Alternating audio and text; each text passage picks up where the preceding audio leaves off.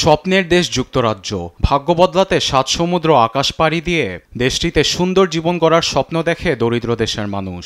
সেই স্বপ্ন বাস্তবে রূপ দিতে আদালতের শুনানির অপেক্ষায় যুক্তরাজ্যের প্রায় ৪২,০০০ অভিবাসী। সরকারি পরিসংখ্যান বলছে, হোম অফিস প্রাথমিক আবেদন প্রত্যাখ্যান করার পর আদালতে আপিল করেছেন আশ্রয়প্রার্থীরা। শেষ পর্যন্ত রাজনৈতিক আশ্রয় চাওয়া হাজার হাজার অভিবাসীর ভবিষ্যৎ নিয়ে দেখা দিয়েছে অনিশ্চয়তা। রাজনৈতিক আশ্রয় চাওয়া অভিবাসীরা এমন সময় আদালতের কাছে হাত পেতেছে যখন পুরো বিশ্বে তাদের বিরুদ্ধে কঠোর আইন করেছে সংশ্লিষ্ট দেশের সরকার। সেই পথে হাঁটছেন প্রধানমন্ত্রী কিয়ার স্টারমারও। সরকার ন্যাশনাল ও বর্ডার আইন প্রণয়ন করার পর গেল বছর প্রতি ১০ জনের মধ্যে মাত্র ৪ জন আফগানকে থাকার অনুমতি দেওয়া হয়েছে। কিন্তু আগের আইনে রাজনৈতিক আশ্রয় পেত সবাই।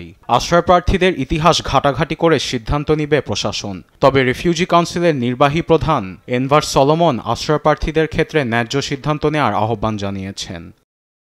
এদিকে এসব অভিবাসীকে নিয়ে বিপাকে দেশটির প্রশাসন। তাদের রাখার জন্য নির্ধারিত আশ্রয়স্থল পরিচালনায় ঢালতে হচ্ছে কারিগরি অর্থ।